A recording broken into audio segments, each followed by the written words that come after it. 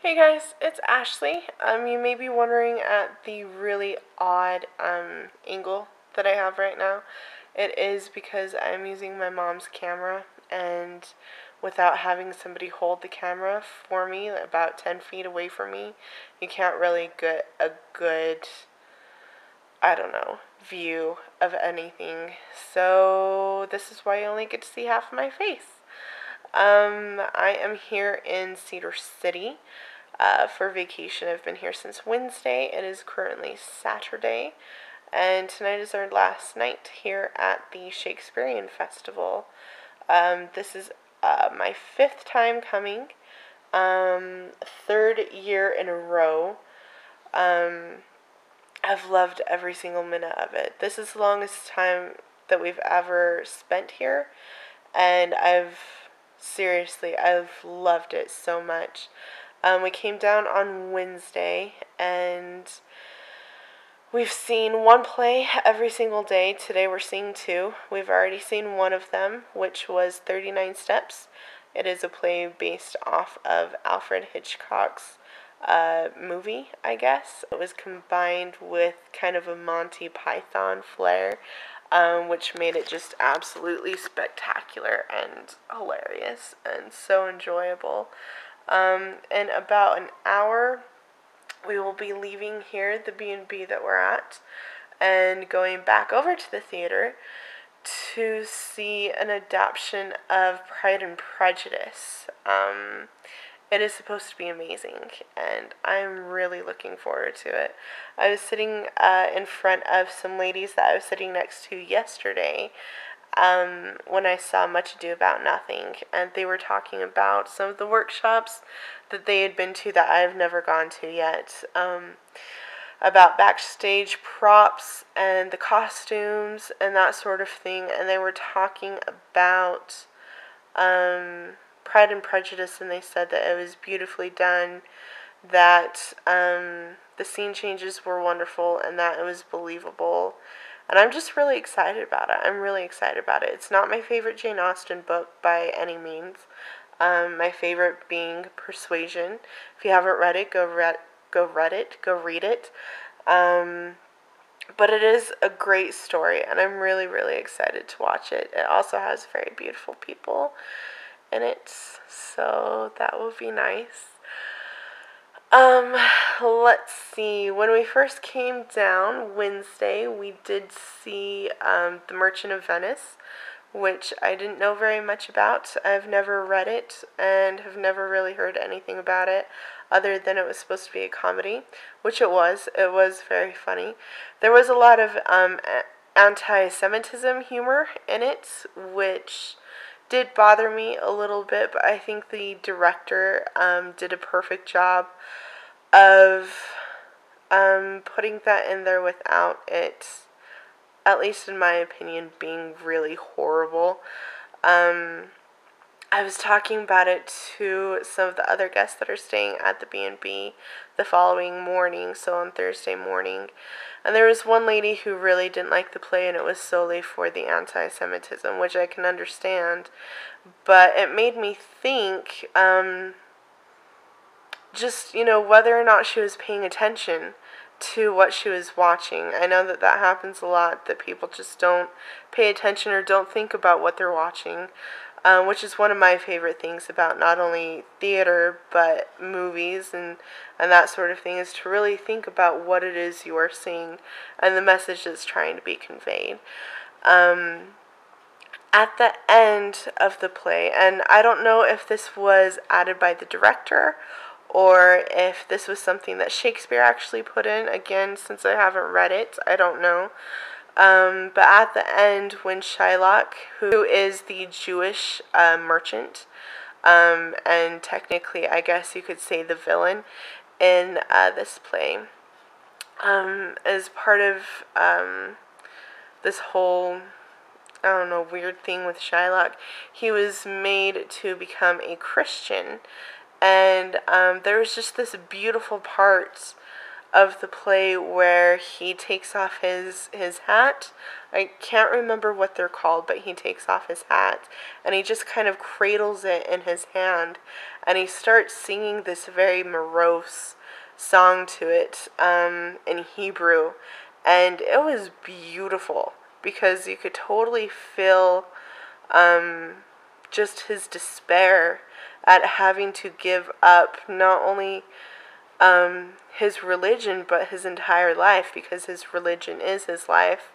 And I think that that was beautifully done. And then right after that, they showed Shylock's daughter Jessica falling to the ground and just her body just heaving in huge sobs because she has no idea where her place is in life anymore, because she is neither Jewish and she is neither Christian, and she has no idea what her place is in the world anymore. And I think it was beautifully done, and I really wish the people who I had been talking to at breakfast had, I don't know, paid attention to that part of the play. I think that they would have come out with a much more enjoyable experience, I guess, after seeing it. The second night we saw Macbeth, which was phenomenal. Macbeth is my second favorite Shakespeare play. First being Romeo and Juliet, which is showing next year, which I'm super excited about. But Macbeth was so amazing. It was like 10 times better than I ever thought that it could be. I actually got chills. It was so good. The actors are some of my favorite actors, and they were just beautiful in it. The production, just the way everything worked, was amazing, and it was awe-inspiring. And every year that I've come here, I keep thinking, okay, there's no way that they can top this play that I've seen. There's no way. I mean, this play is just so good. There's no way they can top it, and yet they do every single year. And I think that this year Macbeth is definitely that play for me. And I'm really excited to see Romeo and Juliet next year, just to see what they do with it, since it is my favorite. But Macbeth was just amazing, and most people that I've talked to have said the exact same thing, that they absolutely loved it. And that it was the best performance and just best everything for that story period. One funny thing, they do these seminars the morning after the plays at about 9 o'clock, and my mom and I actually went to one after Macbeth because we wanted to hear what some of the specialists thought, and sometimes they have directors and sometimes they have actors come to talk about it. They didn't have this time, but they did have a specialist talk about it and answer questions, and it was really interesting just to see the kind of stuff that people focus on. There were so many people who were focused on the fact that the actor was blonde who played it, that the actor was younger instead of older, which one girl worded her question horribly and said that she thought that it would be stupid if they had shown an older Macbeth couple rather than the younger one, which they had in this production. And there were a lot of laughs, like, what do you mean by stupid? And just, I think she meant that it was just not believable if you used an older couple. And I don't know, I think the complete opposite. I think that with the story of Macbeth, if you have an older couple, it's more like it is their very last attempt to gain what they want, gain this title of king. And I would think that it would be more of a desperate attempt. Just, anything goes. We have to do this. This is our very last time that we'll ever have the opportunity to do something like this, and let's go at it and let's go full force. Whereas with the younger set of Macbeths, I I think that it's more kind of like the blind arrogance of youth. That, you know, why shouldn't I take this opportunity? Why shouldn't I kill somebody to get the throne, to get the power and position that I want? Like, that's just normal. Why shouldn't I have to, or why shouldn't I do that? And I think that you just get a completely different play each way, and I love that about theater. But it surprised me how many people focused on the guy's hair and whether he had a wig or not. And if he didn't have a wig, then his haircut was really weird. And if he did have a wig, then they should have given him a different colored wig. And it was weird. And I kept thinking, if you guys are so focused on his hair, you're not watching the play, and you're missing such a great performance, period. It was just weird. It was really weird.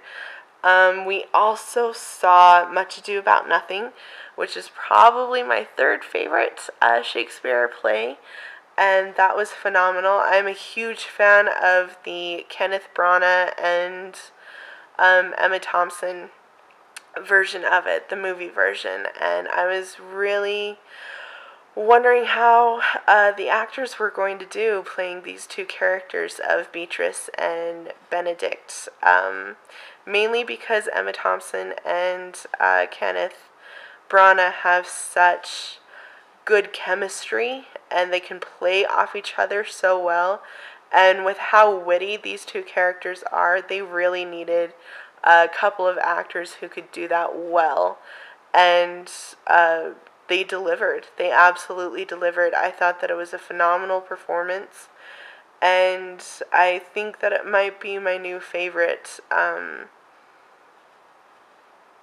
version of Much Ado About Nothing. Everybody was phenomenal.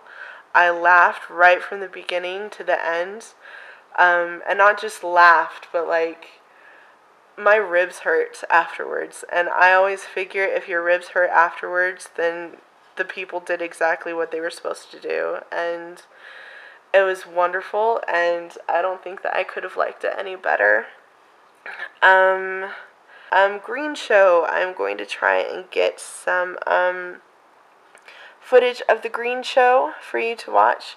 The Green Show happens before the evening performances. It is done by student or college drama students, people, and it's just singing and skits, and it's really good, so I'm really hoping that I'll be able to get some footage of that. If not, I'm really sorry, and maybe next year. And I think that's it, because I have to go, and I will see you later, and goodbye.